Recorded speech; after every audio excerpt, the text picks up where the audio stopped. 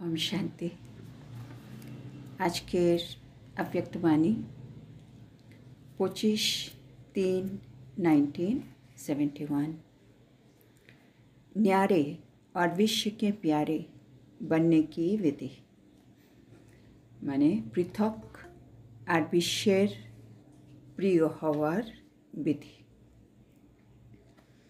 तो बाबा बोलছেন, सभी अपने अलौकिक और पारलौकिक नशे और निशाने में सदैव रहते हो। बाबा बोलছে সবাই নিজের अलौकिक और पारलौकिक नेशा और लक्ष्यते सर्वदा थाको।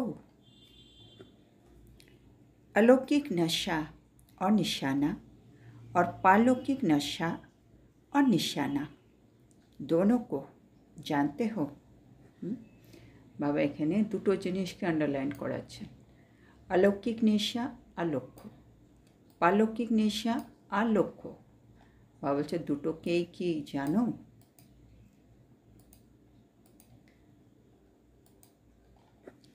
दोनों में फ़र्क है या एक है? মানে আমাদের কি মনে হচ্ছে अलौकिक नेशा और पारलौकिक नेशा দুটো কি এক না দুটো আলাদা? अलौकिक नशा और निशाना हुआ इस ईश्वरीय जन्म का। बाबा अलौकिक नेशा और लक्ष्य बाजे बोझाচ্ছেন এই ईश्वरीय जन्मेर कथा। और पारलौकिक नशा और निशाना हुआ भविष्य जन्म का।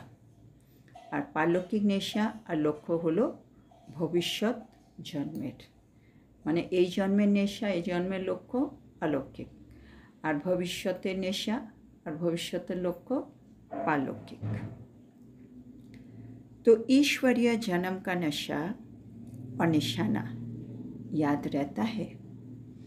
तो बाबा बोलছে ईश्वरीय जन्मेर नेशा और लक्ष्य এটা কি আমাদের সবসময় স্মরণে থাকে? साथ साथ पारलौकिक अर्थात भविष्य का नशा और निशाना याद रहता है। साथे साथे बाबा चाইছেন আমাদের पारलौकिक अर्थात भविष्यतेर नेशा और लक्ष्य সেটাও কি স্মরণে থাকে? अगर दोनों ही हर समय रहे तो क्या बन जाएंगे? বলছে যদি দুটোই নেশা আর লক্ষ্য আমাদের স্মরণে থাকে তাহলে কি হয়ে যাবে? বাবা চাই বাবা বারে বারে বলেন আমাদের বর্তমান আর আমাদের ভবিষ্যৎ দুটোই আমাদেরকে নেশা রাখতে হবে, হ্যাঁ না? এই সময় আমরা যা পাচ্ছি সঙ্গম যুগ, হ্যাঁ, কনফ্লুয়েন্স এজ হচ্ছে ডায়মন্ড এজ। কেন? ঈশ্বরীয় সন্তান ভগবানকে পেয়েছে। ভগবান আমাকে বাপ, টিচার, সতগুরু, হ্যাঁ, সব কিছু দিয়ে আমাকে পালনা দিচ্ছেন, শিক্ষা দিচ্ছেন, হ্যাঁ, তারপরে সদ্গতি দেবেন। তো সবচেয়ে হাইয়েস্ট ভগবান, হাইয়েস্ট আমাকেও হাইয়েস্ট করছে। আর যখন ভবিষ্যতে যাব সে লক্ষ্মীনারায়ণ, হ্যাঁ, বিষ্ণু। তো সেখানে যাব বলে সেটারও নেশা, মানে ভবিষ্যতেরও সত্যযুগের প্রথম জন্মে শ্রীকৃষ্ণর সাথে আসব, সেটারও নেশা রাখতে হবে। দুটোই বাবা চাইছেন সব সময় রাখো। তাহলে अलौकिक नशे और निशाने से बनेंगे न्यारे। এখন দুটোর ফায়দা, আমাদের কিছু তো লাভ হবে। এগুলোর কি হবে? বাবা বলছেন अलौकिक नेशा আর লক্ষ্য এটা যদি আমাদের সব সময় থাকে সাথে, তাহলে আমি কি হয়ে যাব? ন্যারে হয়ে যাएंगे, মানে সব কিছু থেকে নিজেকে পৃথক রাখতে পারবো আমি। और पारलौकिक नशे और निशाने से बनेंगे विश्व के प्यारे। আর ভবিষ্যতের নেশা আর লক্ষ্যে আমি যদি এটাকে স্মরণ করি, মানে তার মানে দেবতা, দেবতার স্বরূপে যদি আমি থাকি, দেবতাকে সবাই পছন্দ করে, তা আমি বিশ্বের প্রিয় হয়ে যাব। এই মুহূর্তে আমি পুরো পৃথিবী বা বলছে পতিত, তমোপ্রধান, আয়রন এজ, এখানে তো আমাকে পাবন হতে হবে। সেজন্য এখানে আমাকে একটু ন্যাড়া থাকতে হচ্ছে, হ্যাঁ না, পদ্মফুল। সেজন্য এখানে পৃথক। আর ভবিষ্যতে দেবতা সবার জন্য, ঘরে ঘরে পুজো হচ্ছে, সবাই মনের কথা ওকে বলছে, কতটা প্রিয়। তো সেটা হয়ে যাব প্রিয়। তো অলৌকিক নেশা পৃথক, পালौकिक नेशा विश्वेर प्रिय बनाबे। तो दोनों ही नशे और निशाने से न्यारे और प्यारे बन जाएंगे। तो दुटोई नेशा लक्ष्य राखो बा बोलछे ताहले तोमरा पृथक हये जाबे और न्यारे और प्यारे हये जाबे, प्रिय हये जाबे। समझा, बुझेछो? अभी सभी से न्यारा बनना है। মানে আমাদের পুরুষার্থী হচ্ছে না নষ্ট মহাস্মৃতি লব্ধা, মানে সেটা কখন সম্ভব? যখন আমি আত্মা ন্যারা নিজেকে করতে পারছি। প্রথমেই তো আমি আত্মা এই শরীর থেকে পৃথক, আর যে আত্মা এখানে পৃথক হবে তখন এই সংসারের সব কিছু থেকেও নিজেকে পৃথক ভাবতে শুরু করবে, ন্যারা। अपनी देह से ही जब न्यारे बनना है तो सभी बातों में भी न्यारे हो जाएंगे। বা বারে বারে মনে করিয়ে দিচ্ছে আমাদেরকে নিজের দেহ থেকেই ডিট্যাচ হতে হবে। আত্মা শরীর যে কোনো সময় ছাড়তে পারে, সেজন্য আমি শরীর থেকে আমি আলাদা, আমি অবিনাশী, শরীর হচ্ছে বিনাশী, সেজন্য আমি এর থেকে আলাদা। এটা যদি আমার মনে থাকে তাহলে বাবা বলছে তোমার সমস্ত বিষয় থেকে তুমি একেবারে পৃথক হয়ে যাবে। কেন? আমরা এই সংসারে জড়িয়ে আছি এই দেহের জন্য। আত্মা প্রথম এসে দেহ পায়, দেহ পাওয়ার পরে মা বাবা ভাই বোন ঘর বাড়ি স্কুল পড়াশোনা চাকরি সব ফিউচার সব লাইফ, কিন্তু শরীর পাওয়ার পরে তো আমি আত্মায় যদি শরীর থেকে ডিট্যাচ হয়ে যাই তাহলে সমস্ত বিষয় থেকে কিন্তু একেবারে পৃথক নিজেকে মনে করা खूब इजी हो जाए। अब पुरुषार्थ कर रहे हो न्यारे बनने का, तखन आमादेर पुरुषार्थ करछि आमरा सब किछु थेके निजेके पृथक हওয়ার। न्यारे बनने से फिर स्वतः ही सभी के प्यारे बन जाते हो। और आमरा यदि निजेके न्यारा करे फेलते पारी बा हच्छे स्वाभाविकभावेई तोमरा सबार प्रिय अटोमेटिक हये जाबे, है ना? केन आमरा न्यारा माने আমরা সে হট্টযোগের মতো তো নয়, আমরা সব কিছু ছেড়ে জঙ্গলে চলে যাচ্ছি। আমরা তো সবার মধ্যে থেকে সব কিছু ব্যালেন্স করে তারপরে আমরা নিজেকে পবিত্র করছি, ডিট্যাচ করছি। সেজন্য যত ন্যারা আমি অতই কিন্তু প্রিয় হয়ে থাকব। प्यारे बनने का पुरुषार्थ नहीं होता है, पुरुषार्थ न्यारे बनने का होता है। तो এটা একটা বাবা ফর্মুলা দিচ্ছেন আমাকে ন্যারার প্যারা মানে প্রিয় হতেই হচ্ছে। এর জন্য কি ফর্মুলা? বা বলছে প্রিয় হওয়ার পুরুষার্থ করার দরকার নেই, তুমি পুরুষার্থ করো সব কিছু থেকে পৃথক হওয়ার। যত তুমি সব কিছু থেকে ডিট্যাচ থাকবে ততই তুমি অটোমেটিক প্রিয় হবে। বা বলছে अगर सबका प्यारा बनना है तो पुरुषार्थ क्या करना है? बाबा आबार घुरिए এটা পাকা করছে। যদি তুমি সবার প্রিয় হতে চাও তো তুমি কোন পুরুষার্থ করবে? सर्व से न्यारे बनने का, সবার থেকে আলাদা হওয়ার পুরুষার্থ করো।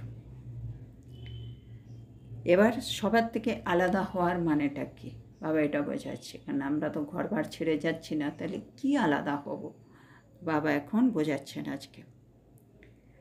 अपनी देह से न्यारे तो बनते ही हो।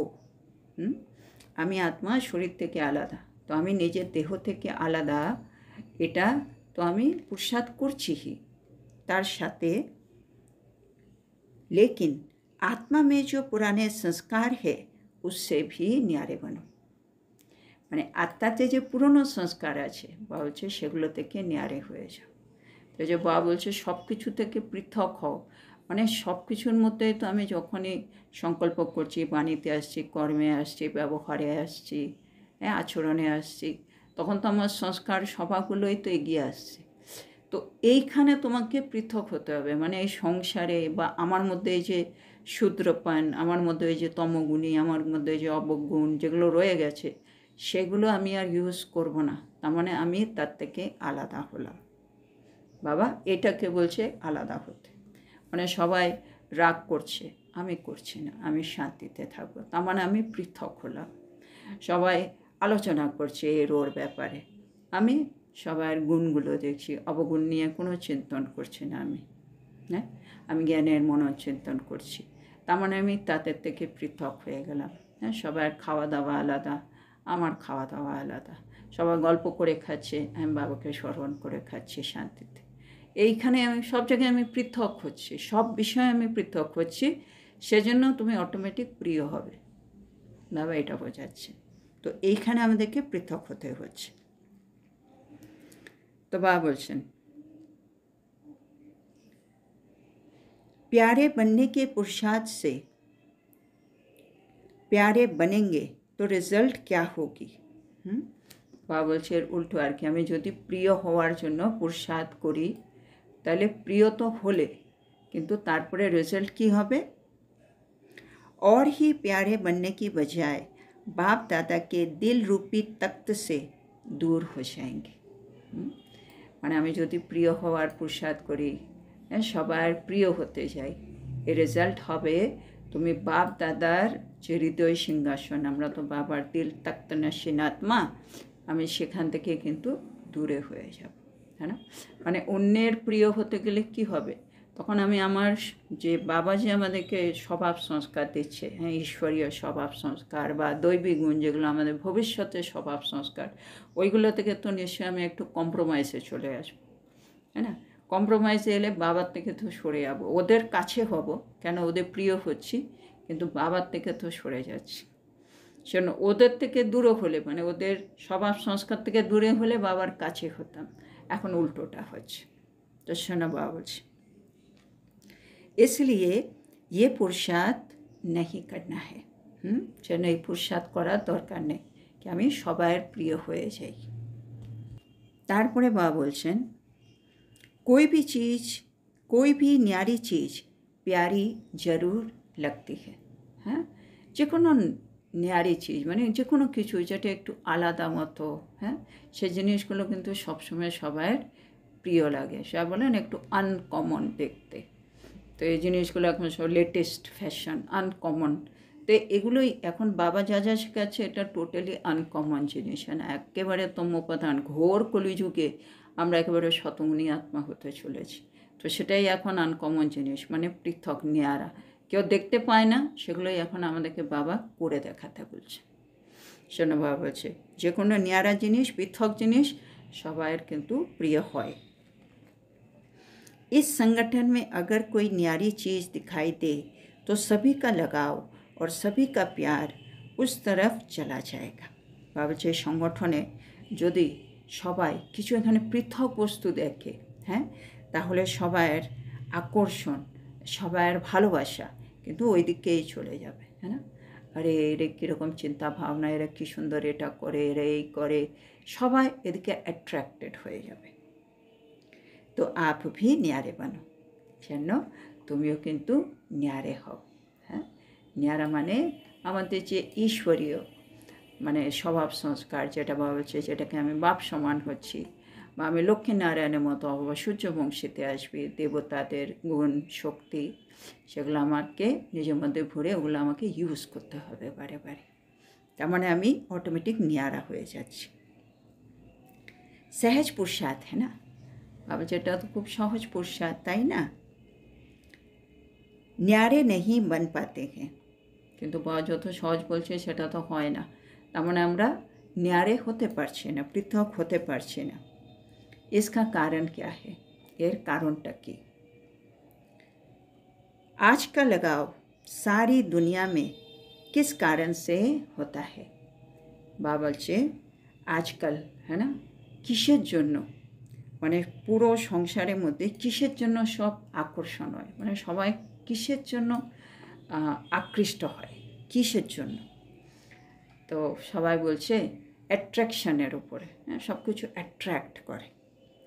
তো বাবা বলছে অ্যাট্রাকশান বি স্বার্থ সে হ্যাঁ, অ্যাট্রাকশানটাও কোনো একটা স্বার্থ কেন্দ্রিক করে। তো इस समय का लगाव स्नेह से नहीं लेकिन स्वार्थ से है। বাবা বলছে এই সময়ের আকর্ষণটা স্নেহ থেকে নয়, হ্যাঁ, স্বার্থ থেকে আসছে। और स्वार्थ के कारण ही लगाव और लगाव के कारण न्यारे नहीं बन सकते हो। বাবা বলছে এই সময়ের আকর্ষণটা কিন্তু স্নেহ থেকে আসছে না, স্বার্থ থেকে আসছে। সেজন্য স্বার্থর কারণে আকর্ষণ, আর আকর্ষণ কারণে আমরা কিন্তু আর পৃথক হতে পারছি না, কেন সেখানে स्वार्थ जुड़े আছে। তো उसके लिए क्या करना पड़ेगा? তো বাবা বলছে তার জন্য তাহলে কি করতে হবে? स्वार्थ का क्या अर्थ है? তো বাবা জিজ্ঞেস করছে স্বার্থের অর্থটা কি। সব কিছু তো স্বার্থের জন্য হচ্ছে, স্বার্থের অর্থটা কি? स्वार्थ का अर्थ है स्व के रथ को स्वाहा करना। এটা কত সুন্দর মানে স্বার্থের। স্বার্থ মানে হচ্ছে নিজের রথকে উৎসর্গ করা। হ্যাঁ, তার মানে আমার যে রথ, এই দেহটাকে আমি উৎসর্গ করলাম, মানে ভুলে গেলাম, দেহি অভিমানী অবস্থায় চলে এলাম, মানে स्वके अर्थ কিছু করা। ये जो रथ अर्थात देह अभिमान, देह की स्मृति, देह का लगाव लगा हुआ है। হ্যাঁ, রথ মানে এই রথটাকে আমি উৎসর্গ করে দেবো, সোহা করে দেবো। রথ মানে বা বলছে দেহ, দেহ মানে দেহ অভিমান, দেহের স্মৃতি আর দেহের আকর্ষণ, এই তিনটে জিনিসকেই আমাকে সোহা করে দিতে হবে। इस स्वार्थ को कैसे ख़त्म करेंगे? এবার নেক্সট প্রশ্ন, এই স্বার্থটাকে কি করে তুমি বিনষ্ট করবে? उसका सहज पुरुषार्थ है स्वार्थ शब्द के अर्थ को समझो। তো স্বার্থটাকে তোমাকে মানে শেষ করতে হলে, বিনষ্ট করতে হলে স্বার্থ শব্দের অর্থটা বোঝো। তার মানে হচ্ছে আমাকে রথকে উৎসর্গ করতে হবে। তার মানে দেহ অভিমান, দেহের স্মৃতি থেকে আকর্ষণ মুক্ত হয়ে গেলেই আমি আত্মা স্বার্থ থেকে মুক্ত হয়ে গেলাম। स्वार्थ गया तो न्यारे तो बन ही जाएंगे, है ना। আমার দেহ অভিমানই চলে গেল, দেহের স্মৃতি চলে গেল, স্বার্থ চলে গেল, তো আমি তো এমনি পৃথক হয়ে গেলাম। सिर्फ एक अर्थ को जानना है, তো তাহলে শুধু একটা অর্থকে জানতে হবে, है ना। ওই স্বার্থ শব্দের অর্থটাকে বোঝো। जानकर अर्थ स्वरूप बनना है, খালি জানলেই হবে না, সেটাকে আমাদের স্বরূপে নিয়ে আসতে হবে। মানে আমি দেহ অভিমান, দেহের স্মৃতি থেকে সবসময় বিস্মৃতি এরকম একটা অবস্থায় থাকবো, তার মানে আত্মঅভিমানী হয়ে থাকছি। तो एक ही शब्द का अर्थ जानने से सदा एक के और एक रस बन जाएंगे। তাহলে বাবা বলছে দেখো কত সোজা প্রসাদ, একটা শব্দের অর্থ জানলে সব সময়ের জন্য একের হয়ে যাব, হ্যাঁ না। আমি দেহ ভুলে গেলাম মানে আত্মা থেকে গেলাম, আত্মার তো শুধু বাবা পরমাত্মা থেকে গেল, আর একরস অবস্থা আমার হয়ে যাবে। তারপরে বাবা বলছেন আচ্ছা আজ टीचर्स के उद्घाटन का दिन है। আজকে হচ্ছে টিচার্সদের উদ্বোধনের দিন। আহুতি ঢালনে কি সামর্থ্য হ্যাঁ, মানে টিচার্সদেরকে বা জিজ্ঞেস করছে তোমাদের সম্পূর্ণ আহুতি দেওয়ার সামর্থ্য আছে তো? ये ग्रुप इंचार्ज टीचर का है ना, এই গ্রুপে इंचार्ज टीचरরা सभी है या बनने वाली है, মানে সব টিচাররা ইনচার্জ টিচাররা আছে না এখনো তৈরি হবে এরকম। मुख्य धारणा ये है कि सदैव अपनी संपूर्ण स्थिति का, अपने संपूर्ण स्वरूप का आवाहन करते रहो।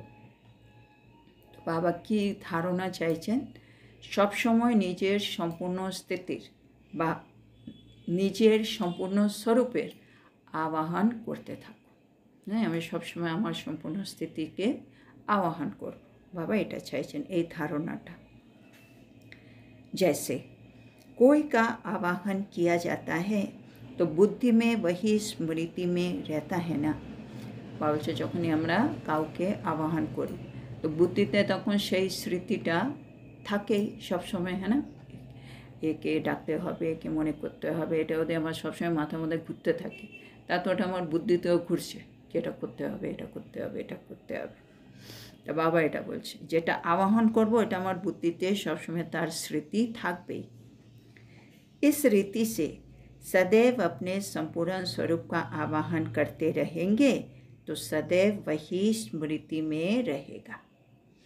তো বাবা কেন চাইছে আমি সব সময় নিজের সম্পূর্ণ স্বরূপের আহ্বান করব, তাহলে সেটা আমাদের বুদ্ধিতে স্মরণে সবসময় থেকে যাবে। और इस स्मृति में रहने के कारण रिजल्ट क्या होगा? আর এই স্মৃতিতে থাকলে আমাদের রেজাল্ট কি হবে? ये जो आवागमन का चक्र चलता रहता है, হ্যাঁ বাবা বলছে এই যে আবাগমন মানে এই চক্রের ভেতরে যে আমরা আসছি আবার যাচ্ছি, এই যে আসা যাওয়ার যে চক্র চলছে, ये आवागमन का चक्र कौन सा? বাবা একটু জিজ্ঞেসও করছে আসা যাওয়ার যে চক্র এটা কোনটা? कभी ऊंच स्थिति में ठहरते हो, कभी नीचे आ जाते हो। কখনো আমাদের স্থিতি উঁচু হয়ে যায়, কখনো আমাদের স্থিতি আবার নিচে চলে আসে। तो ये जो ऊपर नीचे आने जाने का आवागमन का चक्र है, इस चक्र से मुक्त हो जाएंगे। হ্যাঁ মানে আমি যদি আমার সম্পূর্ণ স্বরূপ এটা আমার যদি সবসময় স্মৃতিতে থাকে, তাহলে আমার স্থিতি যে বারে বারে উঁচু আর নিচু হতে থাকে, তখন এটা হবে না। বা বলছে এর থেকে তুমি এই চক্র থেকে বেরিয়ে যাবে, মানে সবসময় আমার অবস্থা একরকম থাকবে। वो लोग जन्म मरण के चक्र से छूटना चाहते हैं, है ना। মানে দুনিয়াতে যারা সাধু সন্ন্যাসী যারা চায় মুক্তি মোক্ষ চাইছে, তারা কি চাইছে? कि আমরা জন্ম মৃত্যু চক্র থেকে যেন বেরিয়ে আসি। और आप लोग ये जो स्मृति और विस्मृति का आवागमन का चक्र है, इससे मुक्त होने का पुरुषार्थ करते हो। মানে ওরা মোক্ষ চাইছে, জন্ম মৃত্যু চক্র থেকে বেরিয়ে আসতে চায়। আর আমরা কি চাই? বা বলে আমাদের জন্য হচ্ছে স্মৃতি আর বিস্মৃতির খেলা, হ্যাঁ না। যখন সত্যযুক্তে তাই আমি আত্মা স্মৃতি স্বরূপ, আর দ্বাপর কলিযুগে আমার বিস্মৃতি শূন্য, এটা ড্রামা স্মৃতি আর বিস্মৃতির খেলা। তো আমরা চাইব এই স্মৃতি বিস্মৃতির চক্র থেকে যেন আত্মা বেরিয়ে আসে, মানে আত্মা সবসময় স্মৃতিস্বরূপ থাক। तो सदैव अपने संपूर्ण स्वरूप का आवाहन करने से आवागमन से छूट जाएंगे। अर्थात বলছে তাহলে এর মানে সলিউশন কি? বলছে সবসময় নিজের সম্পূর্ণ স্বরূপের আবাহন করো, তাহলে তোমরা এই আবাগমনের চক্র থেকে কিন্তু বেরিয়ে যাবে। অর্থাৎ इन व्यर्थ बातों से किनारा करने से सदैव चमकता हुआ लकी सितारा बन जाएंगे। হ্যাঁ আসলে এই স্মৃতি বিস্মৃতি মানে কি? অনেক সময় আমার মধ্যে ব্যর্থ চলে, হ্যাঁ না। এখন এত পুরুষার্থ করছে হতে, কেন দরকার ছিল? কেন আমি আবার দ্বাপর যুগ থেকে আমি এই পতিত হলাম, এই হলাম, কেন এটা করলাম ওটা করলাম, নানা রকম ব্যর্থ চলে আসছে। কিন্তু যেই আমি আমার সম্পূর্ণ স্বরূপটা মনে রাখছি কি আমি এটা ছিলাম, আবার হতে হবে, তখন ব্যর্থ যে বিষয়গুলো সেগুলো কিন্তু আমার বুদ্ধি থেকে বেরিয়ে যাচ্ছে। তাহলে আমি কি থেকে আছি? সব সময়ের জন্য ঝলমল ঝলমল উজ্জ্বল একটা लक्की नक्षत्र বা বলছে लक्की सितारा। इंचार्ज टीचर बनने के लिए पहले अपनी आत्मा की बैटरी चार्ज करो। হ্যাঁ একটা ইনচার্জ টিচার হবে তার জন্য কী করতে হবে? আগে নিজের ব্যাটারিকে চার্জ করো, মানে ইনচার্জ মানে চার্জ করতে হবে। जितनी जिसकी बैटरी चार्ज है उतना ही अच्छा इंचार्ज टीचर बन सकती है, है ना। যার ব্যাটারি যত চার্জ হবে সে অত ভালো ইনচার্জ হতে পারবে। समझा? जब ये याद आए कि मैं इंचार्ज हूँ, तो पहले ही अपने से पूछो कि मेरी बैटरी चार्ज हुई है। বলছে যখনই এটা স্মরণে আসবে, ও আমি হলাম ইনচার্জ। ইনচার্জ মনে আসতেই বলছে সাথে সাথে নিজেকে প্রথমে জিজ্ঞেস করো আমার ব্যাটারি কি চার্জ হয়েছে। अगर बैटरी चार्ज कम होगी तो इंचार्ज टीचर में भी उतनी कमी दिखाई देगी। মানে ব্যাটারি কম চার্জ, তার মানে কিছু দুর্বলতা রয়ে গেছে, সেগুলো ইনচার্জ টিচারের মধ্যে সে ঘাটতিটা কিন্তু দেখা যাবে। तो अब क्या करना है? তাহলে এখন কি করতে হবে? अच्छी तरह से बैटरी चार्ज करके फिर इंचार्ज बनकर जाना। তাহলে কি করতে হবে? ভালোভাবে ব্যাটারিটাকে চার্জ করো, তারপরে ইনচার্জ হয়ে যাও। ऐसे ही सिर्फ इंचार्ज नहीं बनकर जाना। হ্যাঁ, শুধু মানে পেপারের মধ্যে আমি এখানের ইনচার্জ বলে চলে যেও না। ইনচার্জ মানে যার ব্যাটারি চার্জ, মানে আত্মা সব কিছুতে সম্পূর্ণ ভরপুর। হ্যাঁ, বাবা বল না সব স্টক ভরপুর রাখতে হবে, কারণ আমরা যখন কিছুর ইনচার্জ মানে কি নিমিত্ত, তখন তো আমাকে অনেক পালনা অনেক কিছু করতে হবে বাবার সেবার জন্য। তাতে আমার তো স্টক ভর্তি লাগবে না, আর সে ভর্তি স্টক কার? আত্মার। তো সেজন্য বলা চাইছে আত্মার ব্যাটারি চার্জ হয়ে যাক, তাহলে তুমি ইনচার্জের যে দায়িত্ব আছে সেগুলো খুব সুন্দরভাবে পালন করতে পারবে। সেজন্য বাবা বলছে এমনি ইনচার্জ হয়ে চলে যেও না, ব্যাটারিটা চার্জ করে ইনচার্জ হয়ে যাও। अगर बैटरी चार्ज के बिना इंचार्ज बनेंगे तो क्या होगा? যদি আমরা ব্যাটারিটা চার্জ না করে ইনচার্জ হয়ে যাই তাহলে কি হবে?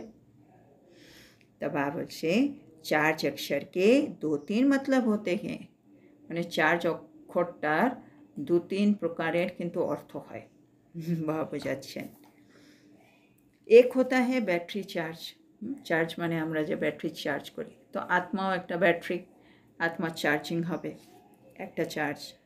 दूसरा है चार्ज अर्थात ड्यूटी भी होता है, আর দ্বিতীয় হচ্ছে চার্জ মানে ডিউটি। হ্যাঁ না, একে এই চার্জটা দেওয়া হলো আজকে থেকে, মানে কোনো ডিউটি দেওয়া হলো, সেটাকে আমরা চার্জ বলি।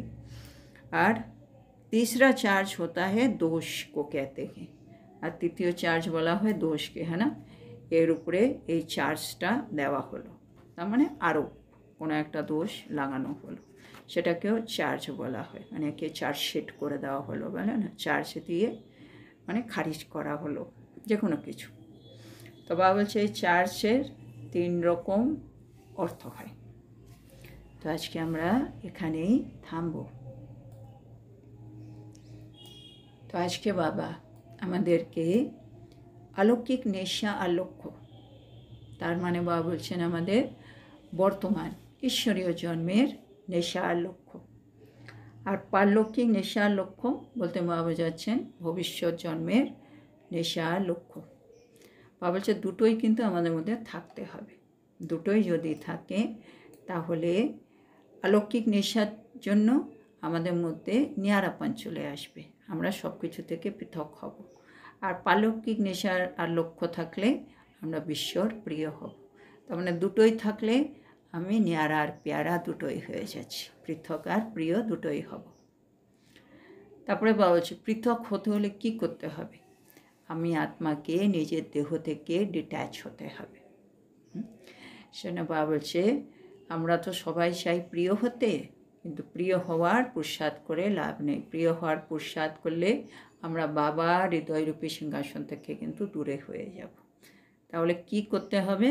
তুমি পৃথক হওয়ার পুরুষার্থ করো। যে যত পৃথক হবে বাবা বলছে সে তত প্রিয় অটোমেটিক্যালি হয়ে যাবে।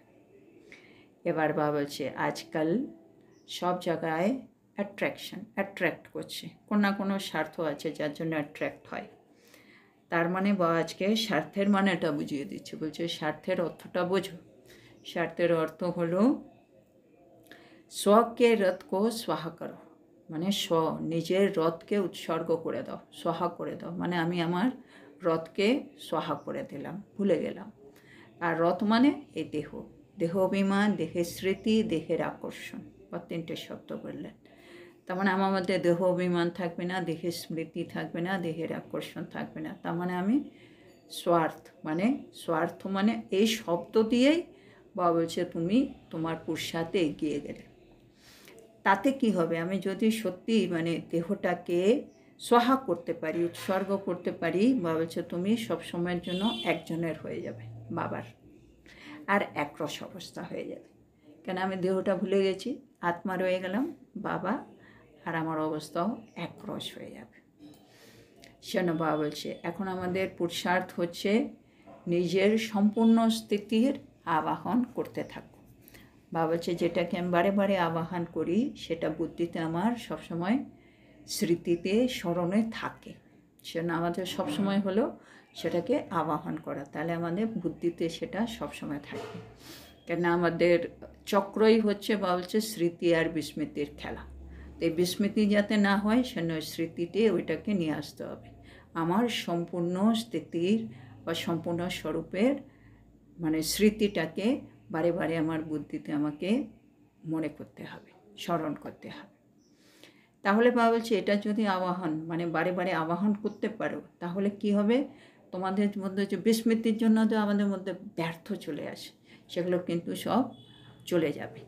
আর আমরা একটা সব সময়ের জন্য একটা ঝলমলে উজ্জ্বল লাকি নক্ষত্র হয়ে যাব। তারপরে বাবা বললেন মানে যারা ইনচার্জ নিমিত্ত আছেন, আমরা সংসারেও কিন্তু নিমিত্ত আছি, সবাই বাড়িতে ঘরে অফিসে কোনো না কোনো জায়গায় তো ইনচার্জ আছি। তো আমরা ইনচার্জ, কিন্তু ইনচার্জ বলতে বাবা বলছে শুধু পেপারে ইনচার্জ হলে হবে না, আমাদের ব্যাটারিটা চার্জ করে ইনচার্জ হতে হবে। তাহলে আমরা যেই জিনিসের ইনচার্জ তার দায়িত্বটা ভালো মতো পালন করতে পারব। আর চার্জের শব্দর বাবা 3টে অর্থ বোঝালেন। একটা হচ্ছে ব্যাটারি চার্জ, একটা হচ্ছে ডিউটি, কোনো চার্জ দেওয়া হয়েছে, আর তৃতীয় হলো কোনো দোষ, কাউকে দোষী সাব্যস্ত করা হলো, একে এই চার্জ দেওয়া হলো।